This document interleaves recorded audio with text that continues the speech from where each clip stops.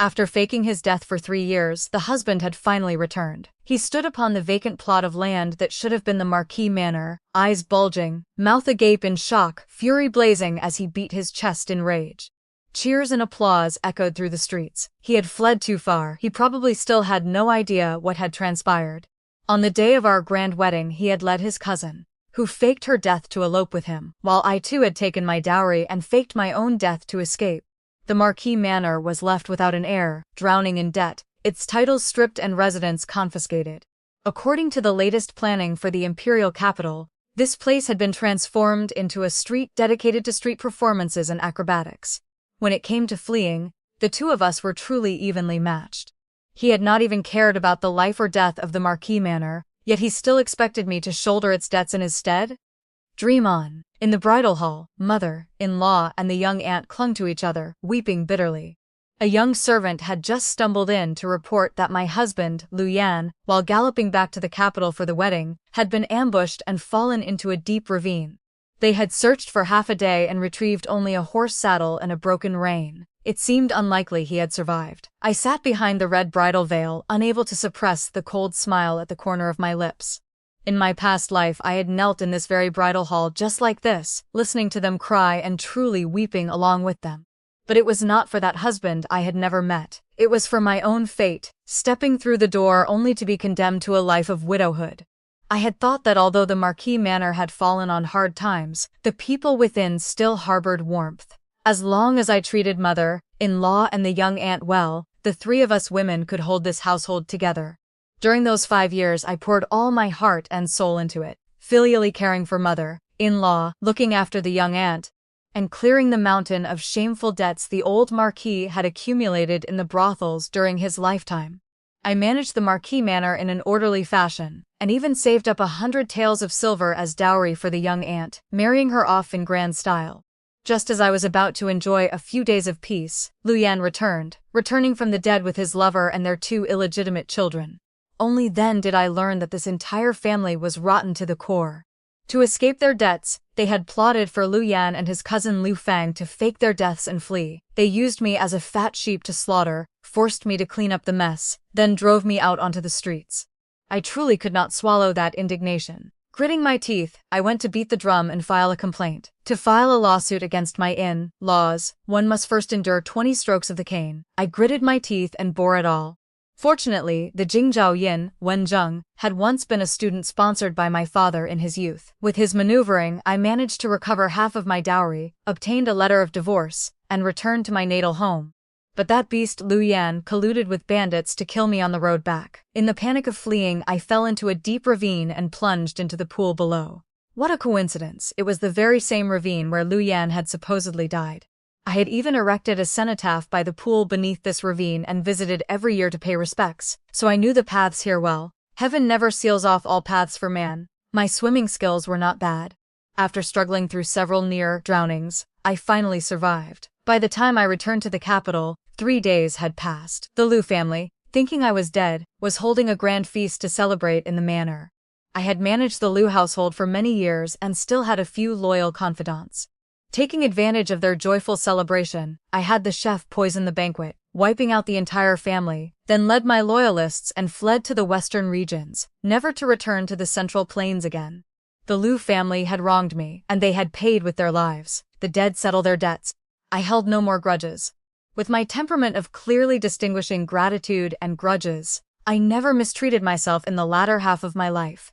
In the western regions, I accumulated a vast fortune, kept several handsome foreign young men, and lived happily until the age of 80, ready to pass on peacefully. I had thought only those bearing deep blood feuds would be granted a second chance to rewrite their fate. I never expected that someone like me, who settled scores on the spot, could also get a do-over. Just thinking about having to deal with the Lu family's mess all over again immediately stirred in me the desire to flee. I was old now. I did not want to waste even a bit of extra energy or endure any more unnecessary suffering. Besides enjoying the drama from the sidelines and watching the show, I wanted to do nothing else. I had long passed the age of 50, the age of knowing the decrees of heaven, understanding that meeting force with force was the inferior strategy. Of the 36 stratagems, fleeing was the best. If Luyan could run, why could I?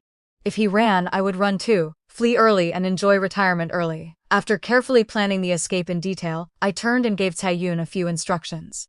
After she left, I fiercely pinched myself, took a deep breath, and forcefully lifted the red bridal veil, revealing a face covered in tears. 𝐶𝐮, prepare the horses, I cried out in sorrowful despair. My husband cannot be dead, I will definitely find him. Amid the whispers filling the hall, mother-in-law hurried forward in panic and grabbed me. Child, leave the matter of searching for him to the servants. You stay home and wait, do not even think of going out. I painfully shook off her hand. If my husband is dead, I will not live alone either. As I spoke, I led several maidservants and strode out of the manor. The carriage outside had long been prepared. The driver cracked his whip. Dust billowed, and the carriage sped away with me inside, kicking up a cloud of sand that struck Madame Lu full in the face as she chased after us. Once we were out of sight, I wiped away my tears, my expression turning calm. I quickly removed the heavy formal wedding attire, changed into light, comfortable clothes, and draped the outer robe over myself. 𝐶𝐮 beside me swiftly removed the heavy hairpins and ornaments from my head, casually replacing the phoenix crown on top. The carriage flew like the wind and soon arrived at the place where Lu Yan had fallen into the ravine. A crowd had already gathered at the edge.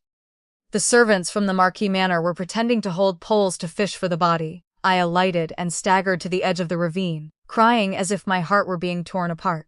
Husband, how could you be so ill? Said, fated? Having watched plays for 40 years, the singing, reciting, and acting came naturally to me. After a brief moment of thought, my voice had become desolate and despairing. In the end, quite a few onlookers were moved to tears as well. I had performed enough. I choked out 2 sobs and let out a tragic, piercing cry. Husband, your wife has come to accompany you. The moment the words left my lips, under the gaze of the Lu family servants, I leaped into the deep ravine. Gasps of shock rang out everywhere. The wind howled past my ears as I accurately plunged into the pool below. The bone-chilling water instantly engulfed my entire body. I gritted my teeth and held my breath, quickly shedding my outer clothes, flinging the phoenix crown into the water, then taking a deep breath and diving to the bottom before swimming swiftly toward the shore. On the shore, where grass and water intertwined densely, I hunched over and circled around before dashing straight into the forest. Deep within the woods, 𝐶𝐮 had already driven a carriage to wait. I climbed aboard, changed out of my soaked clothes into men's attire that I usually wore when going out, and the carriage sped along a secret path out of the city. At the same time, on the cliff face, 𝐶𝐮 led people in beginning the search for my body. Of course, all they found were my formal wedding clothes and the phoenix crown. The young madam had committed suicide for love. The news spread back to the Marquis Manor. It was said that mother-in-law Madame Chu, besides being shocked, was so overcome with grief that she fainted on the spot.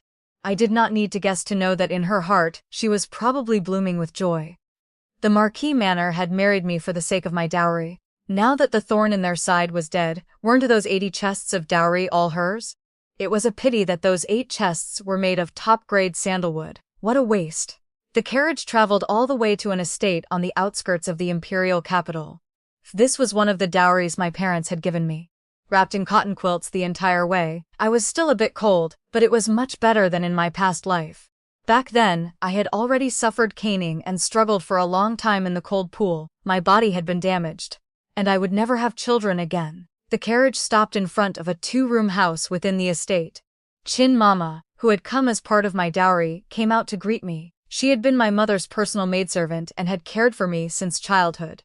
Before marrying into the Marquis Manor, I had thought it a noble and prestigious household that might not be able to contain me, so I had prepared an escape route early on, sending 𝐶𝐮 Mama to the estate to arrange everything in case of unforeseen circumstances. I never expected I would actually need it. Seeing my face pale as death, 𝐶𝐮 Mama panicked and quickly ordered someone to heat the bed warmer in the main room, while instructing the kitchen to cook a thick pot of ginger soup. I curled up under the blankets, warmth gradually spreading through my body, as if enveloped by a warm hand. I dozed off in a daze, not yet deeply asleep, when the scent of ginger wafted into my nose. 𝐶𝐮 Mama gently patted me.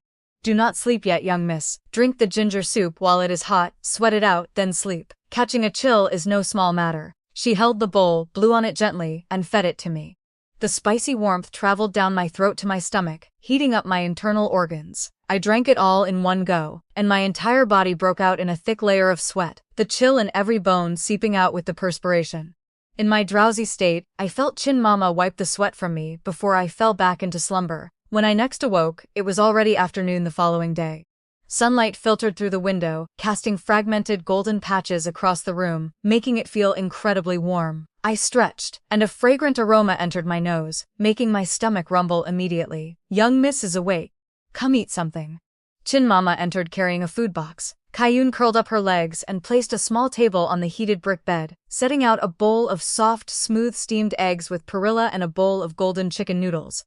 "Young Miss, eat while it is hot. Perilla has the effect of dispelling cold. Eating it will force the cold chi out. The chicken soup is nourishing and helps recover vitality." I picked up a spoon and scooped a piece of the steamed egg. It melted in my mouth. The distinctive spicy fragrance of the perilla was like a gentle breeze dispersing the cold chi, and I took another bite of the noodles. The rich flavor of the chicken broth enveloped the noodles, making my whole body feel much more comfortable. Satisfied, I slurped down the last mouthful of noodles.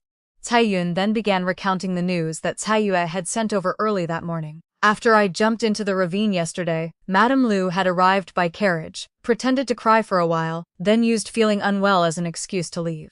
As soon as it grew completely dark, the Liu family servants also withdrew one after another. Only 𝐷 continued leading the dowry maidservants in putting on a full performance of searching back and forth along the cliff face, not returning to the Marquis Manor until the moon had risen high in the sky. When they dragged their leaden legs back to the Marquis Manor, they discovered the side door had been tightly shut. They knocked for a long time, but there was not a single response from inside. Even Cai Huan, who had stayed behind to watch the house, had been driven out, squatting in a corner by the door hugging a small bundle of luggage, her face streaked with tears. "Young Miss had just left when they drove me out."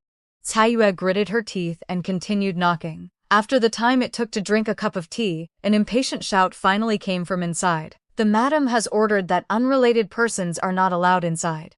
The night wind blew cold enough to make one shiver. The onlookers grew increasingly numerous, whispering among themselves at the head of the alley. The Marquis Manor was truly shameless. The daughter-in-law had just committed suicide out of love, and they had driven out all the dowry servants. Were they planning to swallow the dowry as well? The Lin family from Shuzhong were great wealthy merchants. Those 80 chests of dowry, even the chests themselves made of sandalwood, were worth a fortune. Amid the discussions, 𝐷 achieved her goal and withdrew, leading everyone back to the residence behind the street, the one from which I had just been married out that day. The next morning, before dawn had fully broken, the main gate was pounded thunderously. Outside the door, Madame Liu's brows and eyes were filled with unconcealable anxiety. She had brought 7 or 8 strong serving women along with a burly male servant, looking fierce and aggressive. The moment 𝐷 pulled the door bolt, Madame Liu led her people surging inside, blocking the doorway and demanding bluntly, "Where is the dowry of your young miss?" 𝐷 performed a salute, neither hurried nor slow. Reporting to Madame, was the dowry not already carried into the manor in a grand procession? Hearing this, Madame Liu grew even angrier, her voice rising sharply. "You cheap wench, I am asking where the contents of the dowry are. Why are all the chests empty? Where did you hide the things?" 𝐷, seeing her rudeness, refused to back down. "Madame's words are truly unreasonable. We beat gongs and drums carrying in the 80 chests of dowry. Everyone saw it. Yesterday, the moment something happened to our young miss, we, the dowry servants, were driven out by you, and the dowry was left in the manor under your personal management for half a day. Now it is suddenly empty. I still want to ask you about that." Madame Liu's mouth twitched. Last night, after 𝐷 and the others had been shut outside, she had immediately called for a locksmith to pry open all the large locks on the 80 dowry chests in the storeroom. She had thought they would be filled with gold, silver, silks and jewels, but upon opening chest after chest, all were completely empty. At that moment, Madame Liu had gone weak in the knees and collapsed to the ground, unable to get up for a long time. Although the Lin family was far away in Shuzhong, they were renowned wealthy merchants with businesses spanning the world. They absolutely would not allow their only daughter to marry out with empty dowry chests. She had not slept a wink all night, her mind in turmoil. The more she thought, the more choked with rage she became, and before dawn, she had led her people charging over here in a fury. Seeing that 𝐷 refused to tell the truth, Madame Liu composed herself and forced a concerned expression. "I was only anxious and confused. The Lin patriarch and Madame Lin have only one daughter. Now that you are gone, I already have difficulties explaining myself. If something else goes wrong with the dowry, I am afraid the Lin patriarch, Madame Lin, and even you dowry servants will have a hard time explaining it. 𝐷 timely showed a hint of panic. Madame Lu immediately pressed on, your Lin family does business across the world. Could it be that young Miss Lin only had the few things in these chests? Are there no other dowry items? For example, banknotes, land deeds, and the like. 𝐷 lowered her head in thought for a moment before replying, if the old madam asks about this, there truly are some. The patriarch did prepare a stack of banknotes, saying they were for the young miss to keep as private savings, to be handed over to her after she entered the husband's household. Madame Lu's eyes immediately lit up. Where are the banknotes? 𝐷 sighed and took out a handkerchief to wipe the corner of her eye.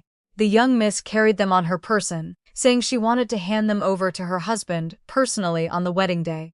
Now that something has happened to the young miss, those banknotes are probably still on her. Before she finished speaking, 𝐷 had already begun sobbing loudly. Madame Lu's expression changed like a revolving lantern, turning white then red, finally settling on a livid green. Prepare the carriage to the ravine.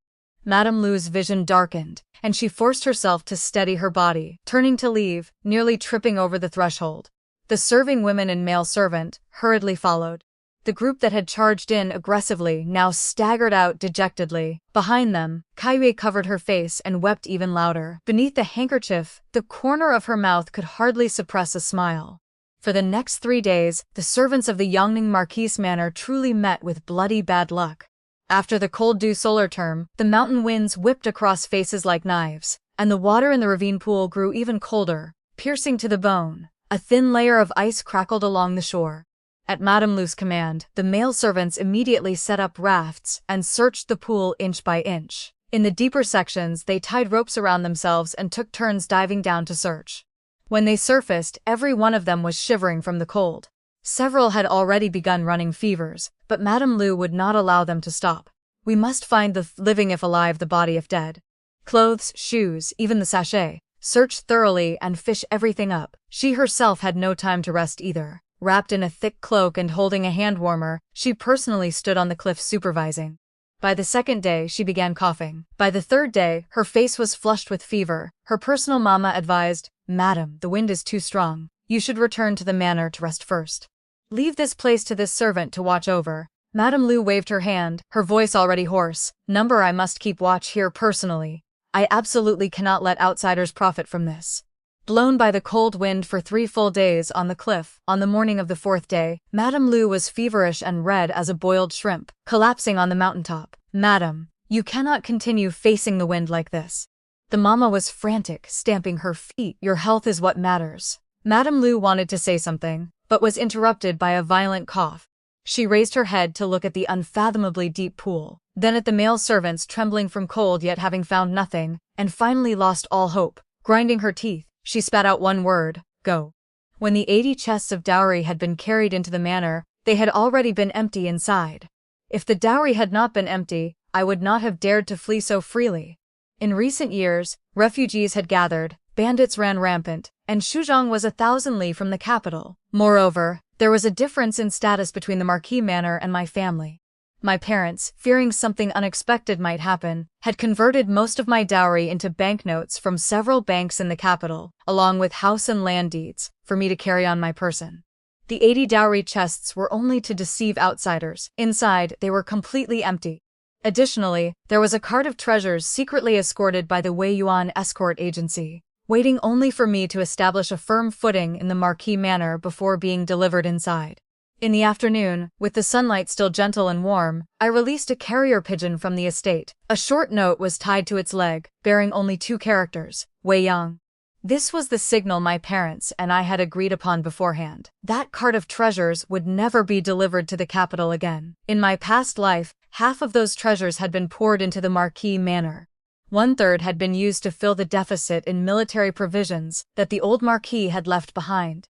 From his youth, he had kept more than a dozen beauties in the brothels, squandering the Marquis Manor's fortune until it was drowning in debt. 1/3 had been used to maintain the Manor's social connections, and to supplement Lu Wanyi's dowry. The remainder had been sent into the imperial palace to cultivate relationships and preserve the Marquis title for the Lu family. As dusk gradually fell and autumn winds rose, leaves scattered across the courtyard. The 𝐷𝐻𝐚𝐬𝐻 manor, with its unfilial descendants, should have turned to dust long ago. Were the Liu family truly foolish to the bone, or had they read too many storybooks and harbored wild fantasies, that they actually nodded in agreement to Liu's absurd plan of faking death? Madame Liu's natal family had committed a crime, and the entire clan had been escorted back to their ancestral home, forbidden from holding office for 5 generations. She had wanted to bring her niece into the household to pull her natal family up, an intention I could understand. But 1,000 mistakes, 10,000 mistakes. She should not have openly raised the daughter of a convicted official right under everyone's noses. And certainly should not have deluded herself into thinking that girl could seize the position of main wife that I had painstakingly managed for years. Although the Marquis title was hereditary, there was no true lasting wealth and nobility in this world. Back when the ancestors had established their great achievements, they had been enfeoffed as 4 dukes and 9 marquises, so prestigious and powerful. Looking back now, only 3 households remain. Not to mention the distant past. Even during the previous emperor's reign, that champion marquis had passed away young, leaving no heir to inherit. The title could be seized as easily as it was granted. The residence and estates were all reclaimed, and the entire family instantly became commoners in the blink of an eye. 1 emperor, 1 set of ministers. Noble families like the Liu family, lacking imperial favor and without any real meritorious achievements, had occupied their positions without performing their duties for years. Yet they still dreamed of eternal wealth and nobility. Even without me lifting a finger, those new nobles in the capital who were eager to try their hand had long been watching with wide eyes for the day the Liu family collapsed, so they could step over them and rise to the heavens in a single bound. I calmed myself and carefully recalled every single deficit in military provisions that I had filled on behalf of the old marquis back then, recording them all. Then I had someone use their left hand to change the handwriting and make several dozen copies. In the dead of night, I quietly sent people to throw a few copies in front of the residences of His Majesty's maternal relatives, the Empress' maternal relatives, and before the gates of several famously upright and impartial high officials in the Court of Judicial Review. Of course, I did not overlook anyone. As the saying goes, a centipede dies but never falls down completely. But at this point it was time for the wall to collapse and everyone to push. How the court was shaken, I, merely a merchant, did not know clearly. But the scene on the day the title was seized, 𝐶𝐲 stood at the front of the crowd of onlookers, eating melon seeds while watching from beginning to end, then ran back under cover of darkness to recount it to me in detail. The main branch of the Liu family no longer had any male heirs. His Majesty, probably still mindful of the remaining female relatives, had preserved a bit of dignity. He only seized the title and reclaimed the residence, giving them half a day to pack their belongings before leaving. But now the Liu family was nothing but an empty shell of a marquis manor. Besides clothes and jewelry, what else was worth taking? The last bit of silver had already been spent on the wedding arrangements, all in anticipation of me entering the household to spend my dowry. Watching helplessly as others sealed the marquis manor, Madame Liu finally seemed to awaken from her dream. Standing outside the gate, she beat her thighs and wailed, "My son is not dead. The Liu family still has its bloodline. I will summon him back immediately." The surrounding commoners whispered among themselves. No one had ever heard of faking death before. They all thought the old lady had gone mad. Liuani also wept and knelt before the confiscating officials, begging, "Elder brother is truly still alive. He was only bewitched by that cheap wench of a concubine, faking his death to leave, planning to return and inherit the title after she gave birth to a son. Who knew that cheap wench might already be pregnant? Our marquis manor truly still has its bloodline. I beg you, my lord, do not strip the title." Mother and daughter wept and pleaded. The official proclaiming the edict had long since lost patience and said coldly, "Did you not hear the imperial edict clearly? Seizing the title is not only because there is no heir, but also because of the old Marquis Liu Xuan's crime of embezzlement." He paused, his voice growing even deeper. Madame Liu, today in court, the memorials accusing Marquis Liu of embezzlement piled up like a mountain. His Majesty flew into a thunderous rage. Merely seizing the title was already leaving you some face. If the old madam continues to make a scene, do not blame me for turning ruthless. As soon as he finished speaking, his blade was drawn from its sheath. Madame Liu and Liuani were so terrified they immediately stopped crying. The man continued, "I advise you to pack up quickly. I am busy today and will only give you the time it takes for 1 incense stick to burn. Only then did Madame Lu and Lu Wanyi truly panic, weeping as they frantically gathered their belongings. 𝐷 watched the Marquis manor in utter chaos, finished half a bag of melon seeds from Rui Studio, and contentedly returned to Lin residence behind the street.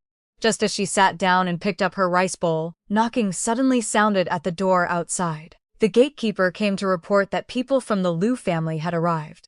Madame Lu was still putting on airs, saying that after all, the two families were in-laws, and although the young miss had passed, filial piety remained. She wanted to come stay here for a while. 𝐷 set down her chopsticks and unhurriedly instructed the gatekeeper to bring out the large wolfhound to scare them a bit. The young miss is gone. What filial piety is there left to speak of? If they continue making a scene, release the dog to bite first, then report to the authorities that they are swallowing our young miss dowry. The gatekeeper received the order and left. Before he even reached the main gate, he heard a commotion outside. Madame Lu's voice was shrill and piercing, audible even from 2 alleys away. "These dogs who look down on people, my son is the Marquis, just wait until he returns." The crowd of onlookers grew larger and larger. When the Lu family had been prestigious, they had often bullied neighbors and locals, earning no goodwill. Now, countless people wanted to watch the spectacle, and some troublemakers began to chime in. The Marquis title has already been stripped. What Marquis are you still talking about? Madame Lu was momentarily choked speechless, her face red as pig liver. Lu Wanyi, however, was a bit quicker, witted than her mother and immediately continued, her tone mournful and pitiful. "Dear neighbors, our Lu family was framed by servants. We are truly wronged. Elder brother, I, Lu Yan, am truly still alive in this world. Once he returns, everything will naturally become clear." No matter how much she acted, the people around only treated it as entertainment to watch. Dusk gradually descended, the last rays of red on the horizon swallowed by clouds. A chill swirled through the alley on the wind. Blown by the cold wind, Madame Lu's mind actually cleared a bit, and she began pounding on the door again. "Lin Xing lived as a person of our Lu family, and in death will be a ghost of the Lu family. Now we have nowhere to return to and can only seek shelter with our in-laws. The Lin family is as wealthy as a nation. Providing us with a meal and a place to sleep will not cost much. Open the door quickly. We are all family. Do not force us to the end of our rope. I, an old woman, am fine, but there is still an unmarried young lady. Are we to let mother and daughter sleep on the streets?" Lu Wanyi also opportunely knelt and took 2 steps forward, kowtowing toward the door, her voice desolate. "Sister-in-law, if there is any lingering spirit in the afterlife, please open your heart of mercy." Before the words had fully left her lips, the gate slammed open with a crash. A large wolfhound with glossy fur charged out, growling lowly and baring its white teeth. The crowd of onlookers collectively retreated a large section. Madame Lu and Lu Wanyi were even more terrified, their souls nearly fleeing their bodies. Madame Lu let out a cry and collapsed to the ground. Lu Wanyi hurriedly supported her as they staggered backward, their skirt hems covered in dust. The gatekeeper held the dog and said unhurriedly, "The young miss is gone. There is no longer any talk of filial piety or lack thereof. If you insist on bringing up connections, then the 80 chests of dowry that vanished without a trace in the Lu manor must be properly accounted for. If the old madam continues to linger shamelessly at our door, I will report it to the authorities. At that point, you will not have to worry about wandering the streets. There will naturally be a prison to take you in." The onlookers' gazes all turned toward Madame Lu and Lu Wanyi. 𝐷 owing debts and refusing to repay, yet having the thick skin to cling to others' doors. Truly shameless. Madame Lu's lips trembled several times, but in the end she said nothing. Struggling to her feet, she pulled Lu Wanyi around and left. The gatekeeper slammed the door shut, the large wolfhound wagged its tail and returned. That night, Madame Lu wandered about in a sorry state. After leaving the Lin residence, she went to the 𝐶hin family's residence. Previously, she had intended to form a marriage alliance with the 𝐶hin family, but had hesitated because she disdained the 5th-rank official position of the 𝐶hin patriarch as too low. Now, the 𝐶hin family would not even bother to open their door. Mother and daughter could only swallow their humiliation and stay in an inn. 𝐷 recounted this to me, her voice full of sarcasm. Having fallen to this point yet still staying in a heavenly grade room at the inn, no wonder their family fortune was squandered. I laughed heartily and leisurely took a sip from the teacup in my hand. In my past life, the Lu family had used a letter of divorce to sweep me out the door, not even allowing me to take a single coin. Now, mother and daughter could still use silver hairpins to pay for their room and stay in a heavenly room at the inn. In the end, it was still too comfortable for them. Thinking back to how in my past life I had poisoned them to a grueling, agonizing death and eradicated their entire bloodline, I felt an indescribable sense of satisfaction in my heart. I endured for a while, grinding my teeth in the middle of the night, taking a step back, and regretting for half a lifetime in frustration.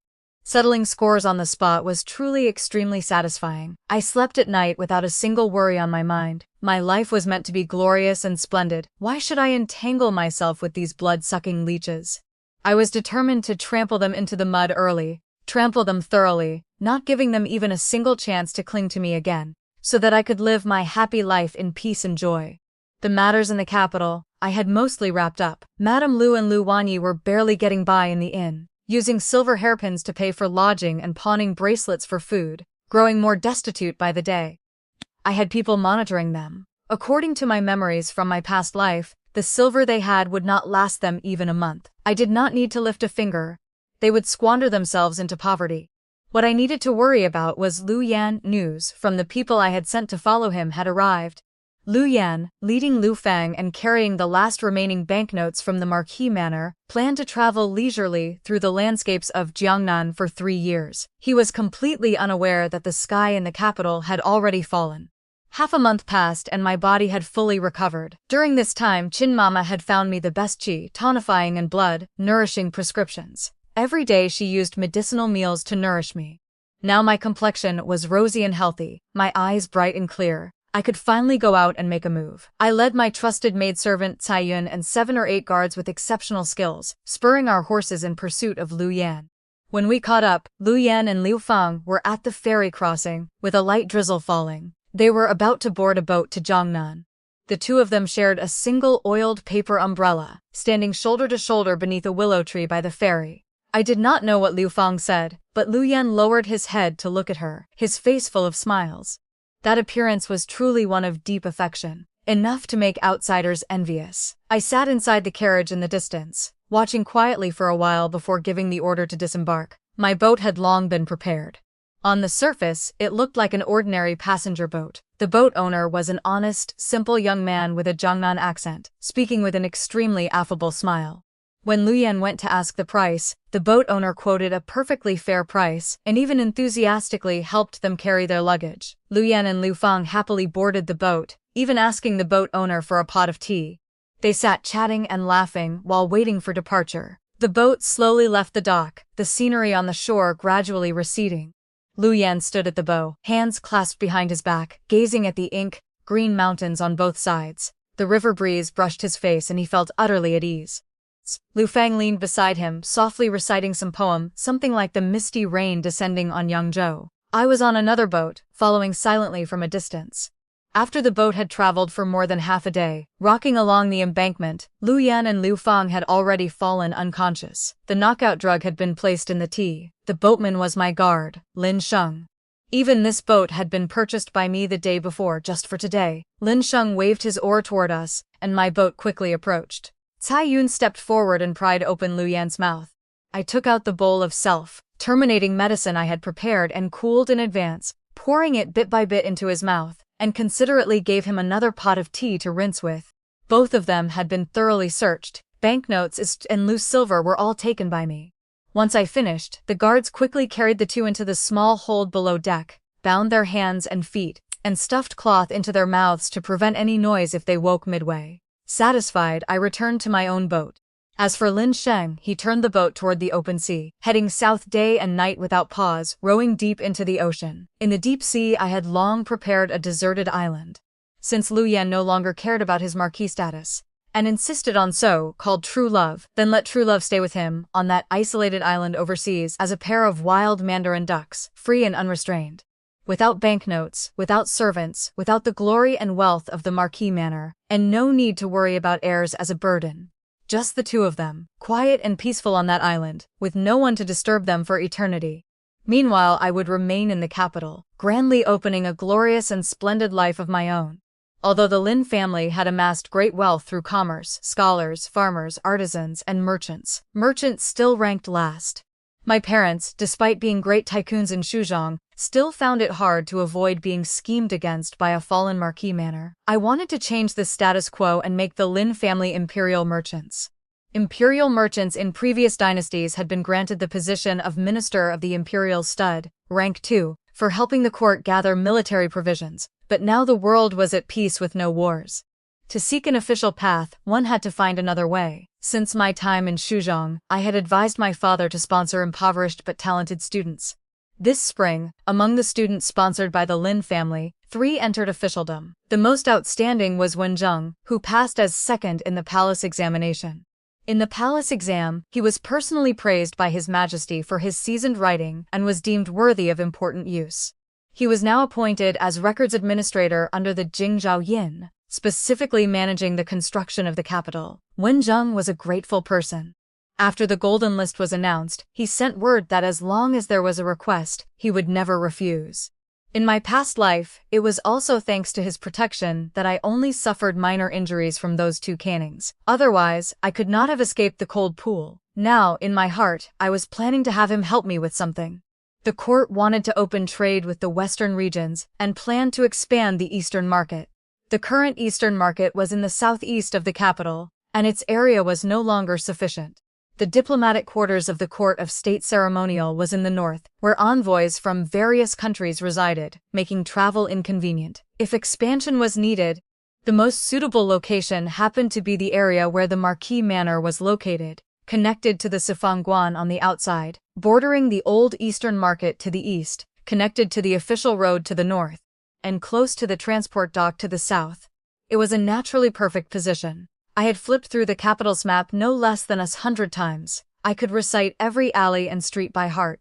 Besides the Marquis Manor, most of that area consisted of old residential houses with not too many households. Although buying it would cost a lot, my financial resources could still support it. I secretly had 7 or 8 brokers negotiate, with prices fluctuating high and low, so no one would realize it was the same person behind the purchases. Once the outer area was connected into one piece, I began moving on the inner part. After 5 months, I finally purchased all 72 residential houses, bringing along a stack of land deeds and a newly drawn plan for the expanded eastern market. Dressed in men's attire, I went to the house in the capital that I had prepared for Wenjung. The moment Wenjung saw the drawing, his eyes lit up. Although he was second in the palace examination, his qualifications were still shallow, and he had no significant political achievements yet. This plan to expand the eastern market was like sending charcoal in snowy weather for him. The Lin family was willing to donate free of charge 36 plots of land in our name, along with all the residential land we had purchased, to the court for expanding the eastern market, asking only one thing in return, that the Lord help arrange matters. Wenjung clasped his hands. "Young miss, you are my benefactor. There is no need to call me Lord, just call me Wenjung. If there is anything, feel free to speak." He pondered for a moment. "Please grant your father an official position." Wenjung was silent for a while, then raised his head to look at me. "Based on this drawing and the land deeds, according to custom, it is indeed possible to seek an official position. I just do not know what rank the young miss desires." I smiled. "Lord Wen, what rank do you think this piece of land from my Lin family is worth?" Wenjung did not answer immediately. He lowered his head and carefully examined the drawing once more. The map was drawn extremely meticulously. Where to build shops, where to erect warehouses, where to open roads, where to arrange foreign merchants' quarters. Everything was clearly annotated. Even drainage and fire prevention alleys had been considered. This was absolutely not something that could be drawn in a day or two, let alone by an outsider. Wenjung looked at me deeply, carefully put away the map, and stood up. "Young miss, rest assured, this official will do his utmost." After he left, 𝐶AIYUN leaned close and whispered, "Young miss, can Lord Wen really do it? He is only a 6th rank official. He himself cannot do it, but he knows who can." I raised my teacup and blew gently. The Jingzhao Yin needs achievements. The Ministry of Works needs merit. The Ministry of Revenue needs to save the treasury. The Lin family is gifting a piece of land and a complete plan for free. All 3 yamen benefit. Who can stop this? 𝐶AIYUN nodded, half understanding. My parents had entered the capital, living this life again. Seeing my parents for the first time, the emotions surging in my heart were almost overwhelming. In my past life, I had hidden in the western regions, thousands of li away from my parents, leaving them to worry about me even at the age when they should have been enjoying their later years. It was truly unfilial. In this life, I was determined to fulfill my father's long-cherished wish and make the Lin family stand tall and proud in the capital. 3 months later, the imperial edict arrived. My father, who had dominated the business world for half his life, still trembled as he knelt to receive the edict. In one step, he became the Minister of State Ceremonial, managing the reception of envoys from all directions, a High Minister of rank 2 at court. My mother was also granted a rank 2 patent of nobility. The expansion of the Eastern market went smoother than anyone imagined. The court did not take the Lin family's land for nothing. The edict clearly stated that after the Eastern market was expanded, the entire Western Street would be given to the Lin family to plan and manage themselves. Taxes would be halved for 5 years, more practical than any other reward. That piece of land, after demolishing old houses and building the new market, once it became prosperous, the rent from the shops alone would be a deal that turned 1 into 10,000. 2 years later, on the day the expanded Eastern market was completed, 10,000 people poured into the streets of the capital. The main road of the new Eastern market was wide enough for 6 carriages to travel side by side. The road was paved with newly quarried green stone, with neat and orderly drainages on both sides. Though called a market, it was more like a small city, with ward walls on all 4 sides and watchtowers at the 4 corners. Each side, east, west, south, and north, had 1 gate. Bells rang in the morning, drums at night. Strict regulations, yet lively all the same. Stepping into the Western Merchant District felt like entering another world. The calls of merchants from the western regions, the music of 𝐊𝐤𝐿 musicians, the shouts of vendors from 𝐊𝐿 selling pastries, the gongs and drums from the opera alley, all blended together like a thick bubbling soup, steam rising in waves. Merchants from various countries, camel caravans from the western regions, monks from Tianzhu, wealthy merchants from the Arab lands, along with officials, commoners, small traders, and artisans of the capital, rubbed shoulders in the crowd. It was truly a scene of peace and prosperity. In the spice shop of the Persian merchants, saffron, pepper, cardamom, and cloves were piled high. The jewelry shop of the Arab merchants was filled with things the capital had never seen before: emeralds, moonstones, lapis lazuli, and even a kind of Marquise Suisse pearl that changed color with the light. The shop was packed 3 layers deep inside and out. It was hard for water to get through. From the grape wine tavern of the 𝐶 people, there was an entire wall inlaid with large ceramic jars brought from the western regions. The mouths of the jars were covered with cloth, and according to the tubes, the liquid flowed out, red as fine wine. Beside them, several 𝐶 women with high buns played the curved pipa, producing melodious and graceful tunes. Make way, the camel caravan is coming, someone shouted, and the crowd automatically parted. A team of camels slowly approached, followed by several ox carts loaded with rolled carpets and felts. Suddenly, from afar came the sound of gongs and drums. The opera alley had begun its performance. Someone else shouted, and a large crowd surged southward. After the old Marquis Manor was leveled, I had built a large theater here. On all 4 sides were wooden viewing stands, with a large stage in the middle. Tall flagpoles were planted around, hung with colorful banners. On the stage, wrestlers were performing, 2 strong men bare-chested, wearing only loincloths, grappling back and forth with thunderous impacts. Beside it was an open space where people formed a circle. In the middle, a storyteller was recounting the 3 kingdoms, striking his wake-up block while narrating Zhao Zilong charging in and out of the battlefield 7 times. Saliva flew as his voice rang out powerfully. Even the vendor selling candied hawthorns nearby listened so intently he forgot to make sales. Further ahead was the acrobatic stage. A youth of about 14 or 15 had a bamboo pole in his mouth, balancing a porcelain bowl on top, while spinning 3 plates with his hands and riding a unicycle around the stage, dazzling the onlookers. North against the wall was a row of small tents where Western regions performers had set up to demonstrate illusions. A tall, thin Persian man spread a black cloth on the ground, muttering incantations, then suddenly jerked it up. There was actually a coiled snake on the ground. The onlookers cried out in fear but could not help crowding closer.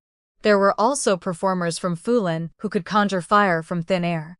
Rubbing his hands together, blue flames leapt from his fingertips, flickering eerily in the shadows. Then he stuffed them into his mouth and swallowed, only to spit them out from his ears. I watched until I was entranced and delighted.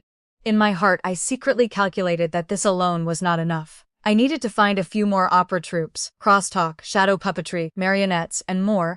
I would bring them all here. Best to find a few more people to sing small tunes and set up a cool tent nearby selling tea and wine, so one could watch while drinking. That would be true enjoyment. At dusk, I stood at the main gate of the former Marquis Manor, now the entrance to the opera alley. Looking back at the entire Eastern Market Street, the sun was setting, casting golden afterglow over the green stone road, draping the whole street in shimmering gold. As the lanterns lit up, the lamps of the eastern market one by one shone brightly, dyeing the street red. The sound of gongs and drums from the distant opera alley grew louder and louder, vaguely like the opening of a grand play. Liu Yan had been traveling toward the capital. The closer he got, the more uneasy he felt. He remembered that the street in front of the Marquis Manor had once been one of the quietest alleys in the capital. Both sides were lined with scholar trees, their canopies covering the entire road in summer. But now this street was 3 times wider, paved with new green stone, with shops lined up one after another on both sides. Every few steps there was a stall selling all kinds of goods. His heart skipped a beat, but he still held on to a sliver of hope. 3 years had passed. The capital had changed greatly. Taking a wrong turn was common. Turning a corner, the place that had been the Marquis Manor in his memory finally appeared before his eyes, and vast empty plot. A fluttering banner reading Marquis Manor Opera Alley waved in the wind. Beneath that banner, a strong man in red pants was performing the chest. Stone act. A green stone slab weighing over 100 caddies was placed on his chest. Another strong man swung a large hammer down with a shout. The stone shattered into several pieces and the surrounding crowd erupted in thunderous cheers. Liu Yan's face instantly turned deathly pale. Just then, the acrobat with the pole nearby was changing position. The performer had a 30-foot-long bamboo pole on his head, with a 7 or 8-year-old child standing unsteadily on top, spinning 3 colorful plates in his hands. "Make way, make way!" the performer shouted twice. Liu Yan still stood there dazed, staring fixedly at the banner, as if his acupoints had been struck. "Make way," the performer shouted again, louder this time. Just then, the fire-swallowing performer across the way reached the climax of his performance. A stream of fire shot from his mouth, not upward, but straight across Liu Yan's head. Liu Yan felt a burning sensation on his head, then smelled a familiar burnt odor. On the deserted island, sometimes when he grilled fish, if the fire was too big, the fishtail would burn and give off this exact smell. In an instant, his head and face were covered in soot, black as charcoal. The crowd around first froze for a moment, then burst into loud laughter. He yelped and took 2 steps back, frantically slapping his head to extinguish the smoking hair. The fire-swallowing performer was also startled. Sorry, honored guest, you stood too close. I was performing fire, swallowing, and you stood right in front of me. Isn't that asking to be burned? This is the 𝐷𝐻𝐵 Manor. How dare you act wildly on my territory?" Liu Yan's chest heaved violently. The people around crowded over. The 𝐷𝐻𝐵 Manor has no heir. Its title was stripped 3 years ago. Which remote mountain did you crawl out from? You didn't even know this. It was like a thunderclap exploding by his ears. Liu Yan had imagined 10,000 scenes of returning home. He thought that by washing his hands and leaving, someone would naturally clean up everything for him. When he returned from his leisurely travels in the mountains and rivers, he would still be the heir of the Marquis Manor. But now his eyes swept around. Camel caravans of foreign merchants, acrobatic stalls, storytelling stages, opera troupes. Every word stuck in his throat. The Marquis Manor was gone, the title was lost. There was not an inch of land or tile here that belonged to him anymore. The fire-swallowing performer leaned in to look at his head. "Honored guest, your hair probably cannot be saved. I still have half a bottle of golden sore medicine prepared for treating burns. Why don't you take it and try?" Liu Yan shot him a fierce glare and turned to leave. He walked too fast and tripped over a protruding green stone, staggering 2 steps and nearly falling. The crowd burst into another round of laughter. This person must have something wrong with his head, blind and stupid, beyond saving. Liu Yan shook his head vigorously. He had only been gone 3 years. How could heaven and earth change so quickly? Suspecting he was dreaming, he fiercely pinched himself but did not wake. He slapped himself hard twice more but still did not wake. His home was truly gone. Lu Fang followed behind him, wearing tattered old clothes, her hair dry and yellow, her face cracked from the sea wind. Timidly, she tugged at his sleeve. "Where are we going?" Liu Yan ignored her and staggered straight toward the Jingzhou Yin Yamen. He was the 𝐷𝐻𝐵 Marquis, a descendant of meritorious officials enfeoffed by the previous emperor. As long as he returned, everything could still be turned around. Liu Yan waited outside the yamen for half a day before finally squeezing inside. A runner from the Jingzhou Yin glanced at him, his eyes as if looking at a beggar. The 𝐷𝐻𝐵 Manor had its title stripped 3 years ago. Liu Yan slammed his palm on the table. "I am not dead yet. On what grounds was my title stripped?" The runner slowly flipped open a file and tossed it in front of him. Liu Yan lowered his head to look, and his vision immediately darkened in waves. Old Marquis 𝐤𝐤𝐧𝐝 embezzled military provisions in large quantities. His crime was unpardonable. Title stripped, forever barred from official use. The words "forever barred from official use" burned before his eyes, making his head spin. The runner added, "As for your wife, on the wedding day she jumped into the ravine to commit suicide out of love. The manor has no male heir left." The title naturally could not be preserved. Liu Yan opened his mouth, but not a single word came out. He suddenly remembered the night 3 years ago. He had thought that by leaving, he was putting himself in a dead end to find a way to live. Pushing all problems onto Lin Jing, she would naturally clean up the mess. But Lin Jing had actually died too. He had driven himself into a dead end. Coming out of the Jingzhao Yin, Liu Yan felt as if all strength had been drained from his body. He went everywhere asking for his mother's whereabouts. She still had some money, after all. But when he found Madame Liu, the heart that had been hanging in suspense also dropped to the ground with a thud. Madame Liu was living in a dilapidated house in the southern part of the city. Half the wall in the courtyard had collapsed, and the paint on the door was peeling in patches. She was sitting on the doorstep, picking through a pile of wilted vegetables for the parts still edible. Her hair had turned completely white, and her clothes were patched in more than a dozen places. "Mother," Madame Liu raised her head. Her cloudy eyes looked at him for a long time. Suddenly, she let out a shrill cry and rushed forward, hitting and punching him. "You beast! You only care about yourself. You ran away and lost the entire manor, lost the title. You have ruined me." Liu Yan was driven back step by the blows. The guilt in his heart quickly turned to anger. He grabbed his mother's wrist and lowered his voice. "Mother blames me. But back then it was Mother who nodded and let me go. It was Mother who had come up with the idea to let Lin Xing pay the debts and return after they were cleared." Madame Liu was shouted at like this and choked, unable to speak, only crying. Liu Yan grew angrier as he spoke. "Does Mother know how much I suffered outside? On that deserted island for 3 years, eating raw fish and drinking rainwater, nearly starving to death. I finally managed to return with great difficulty. And Mother? Mother has ruined the house to this state and still has the face to blame me." Madame Liu was scolded until her whole body trembled, unable to reply with a single word. Just as they were arguing, Lu Wanyi arrived. She was wearing an old silk dress, half new and half old, with a thick layer of powder on her face, but it could not hide the wrinkles at the corners of her eyes, or the haggard look beneath them. Seeing Liu Yan, she first froze, then her expression turned cold. She said icily, "You still know the way back?" Liu Yan was already full of anger. Seeing his sister speak with such sarcasm only fueled the fire. "What kind of attitude is that? I am your elder brother." "Elder brother?" Lu Wanyi's voice immediately rose sharply. "Are you worthy of being called elder brother?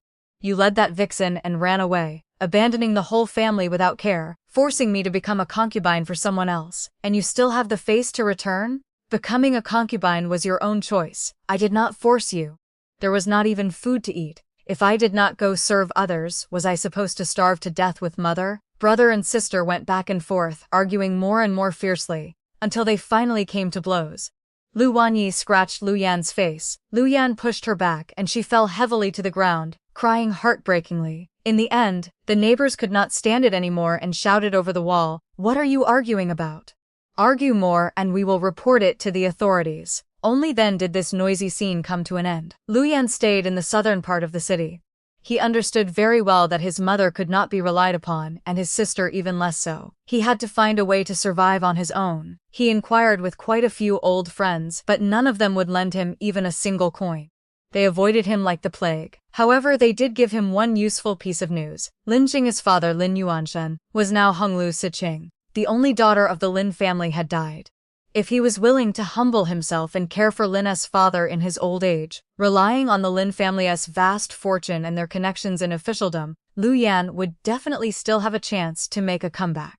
Full of confidence, Liu Yan used the last bit of silver from Madame Liu to buy a decent set of clothes, tidied himself up, and went to the Lin residence. After the gatekeeper went in to announce him, Lin Yuanshan came out.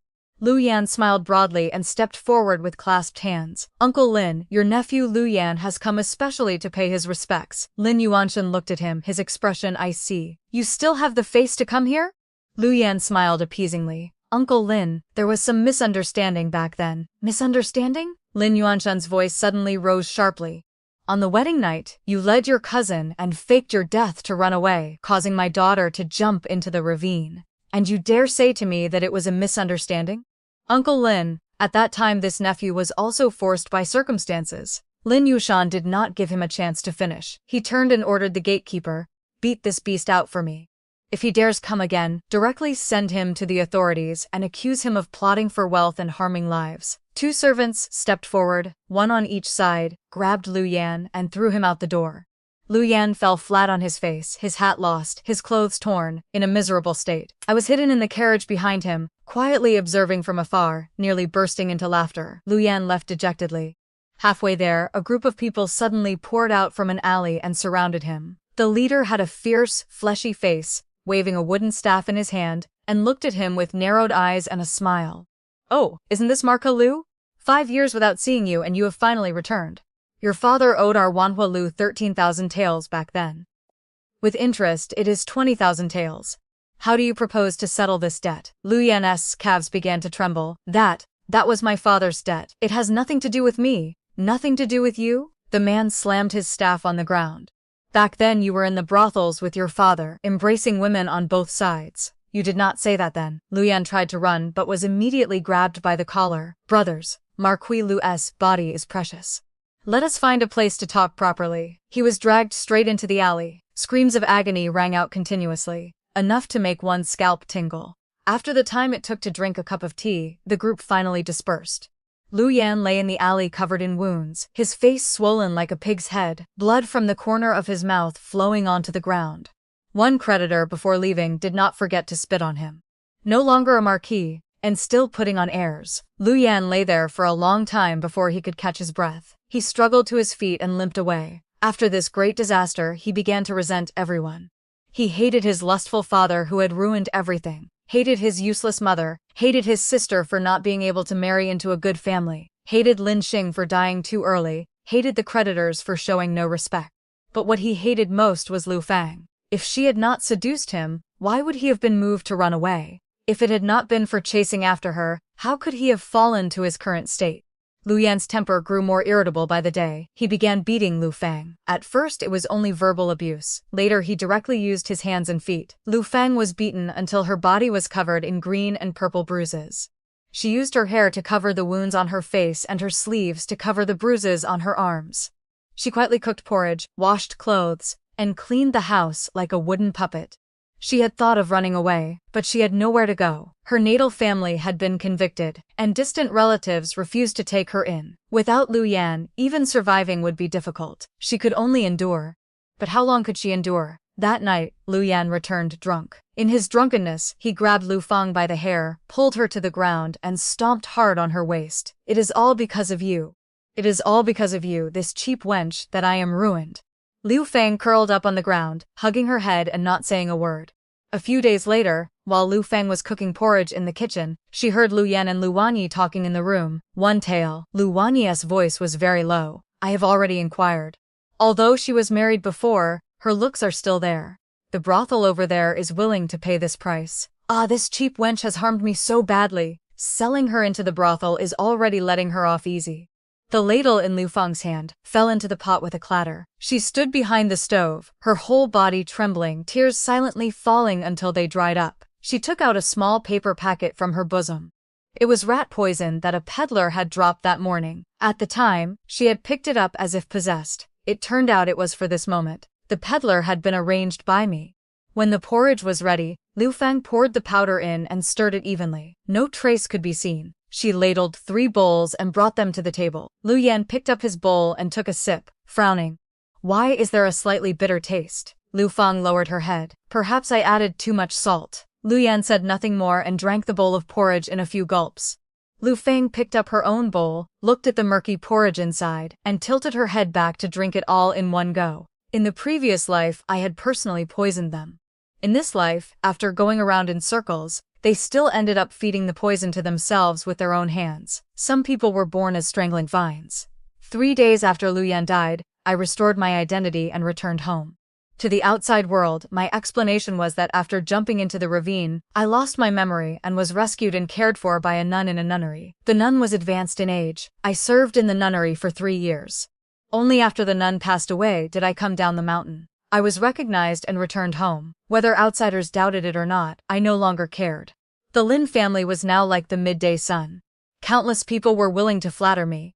Half a month after returning home, Madame Lu stood outside the residence and cursed loudly. "Lin Xing, you poisonous woman! You are the one who killed my son. If you had not run away, how could the manor have fallen to ruin?" My father was about to go out and deal with her when I stopped him. I had avoided the Luthu family for 3 years. It was time to end everything. I had a grand tutor chair placed outside the door and leisurely debated with Madame Lu. "Madame Lu, your words are incorrect. Your son led his cousin and faked his death to run away on the wedding night. As for me, I jumped into the ravine because I wanted to commit suicide out of love. If he had not run, why would I have stayed in the nunnery for 3 years? The Lu family's title was stripped because of embezzlement and breaking the law. This is clearly written in the files of the Court of Judicial Review. What does it have to do with a widow who had only been in the household for 2 hours?" Madame Lu still insisted. "My son only jumped into the ravine and lost his memory, which is why he did not return." I laughed. "Really? Then what a coincidence. I also jumped into the ravine and lost my memory, which is why I did not return.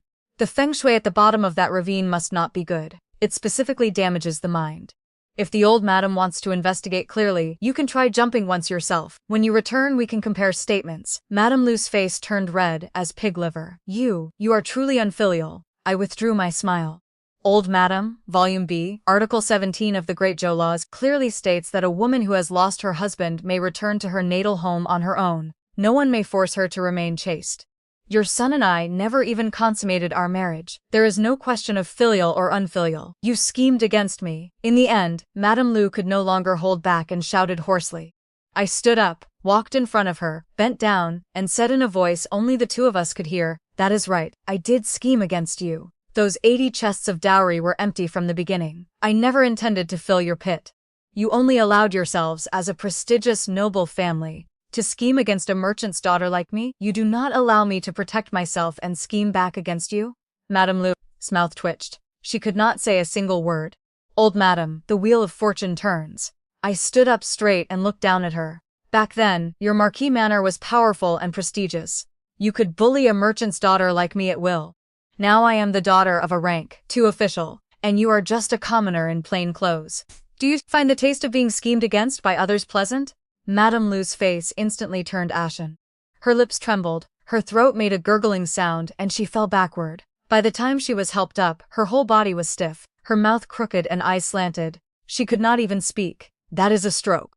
I had her sent back to the dilapidated house in the southern city. If she died in front of the Lin residence, it would be too unlucky. Life returned to peace. My father was smooth sailing at court, and business in the Eastern market continued to grow. Everything at home was wonderful. Sometimes I would think of the Western regions from my past life, the road I often traveled to the Western regions, the vast desert with solitary smoke over the setting sun, the long river with the setting sun over the plains, the sound of camel bells tinkling in the wind. That was the freest period of my previous life. The court wanted to open a mutual market in Guangzhou, allowing merchants from the Central Plains to trade with the countries of the Western regions. Guangzhou, a strategic point in the Hexi corridor.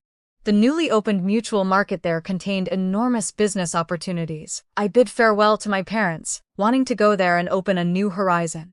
The day I left the capital was a beautiful day. High sky, light clouds, cool autumn wind. The carriage slowly drove out of the city gate. I lifted the carriage curtain and looked back at the silhouette of the capital one last time. The city gate grew farther and farther, the city wall smaller and smaller, finally becoming a gray line on the horizon. Cai Yun beside me asked, "Young miss, when will we return from this trip?" I thought for a moment and smiled. "No rush. When we have seen enough of the desert sunset, then we will talk." The convoy traveled westward. After 3 days, they reached a post station. I got off the carriage to change horses, planning to ride for a while to stretch my muscles and bones. Just as I turned to mount the horse, I heard the sound of galloping hooves from behind. A man on a red horse, covered in road dust. It was Wen Zheng. I reined in my horse and watched him gallop up to me, smiling and raising my eyebrows. "Lord Wen, where are you headed?" He steadied himself on the horse's back and opened his mouth, coughing twice. Probably rode too fast and caught a chill from the wind. "Guangzhou," he said. "I have just been appointed as Guangzhou Sima. It happens to be on the same road as you." Guangzhou Sima, a 6th-rank military official, managing military affairs and public security in Guangzhou. I looked at him and suddenly laughed. From records administrator of the Jingzhou Yin to Guangzhou Sima, This counted as being demoted 2 ranks in a row. His ears turned red, but he still maintained a serious and proper expression. The mutual market in Guangzhou is a major matter for the court. It happens that I also want to go to Guangzhou. It happens. I gently urged my horse forward. The sound of hooves was crisp, and the autumn wind brushed past our faces. The camel caravan was about to depart, camel bells ringing in the wind. As for those who had already gone far, they were all stories of the previous chapter. The wind blew, the page turned, and I was about to begin a new story.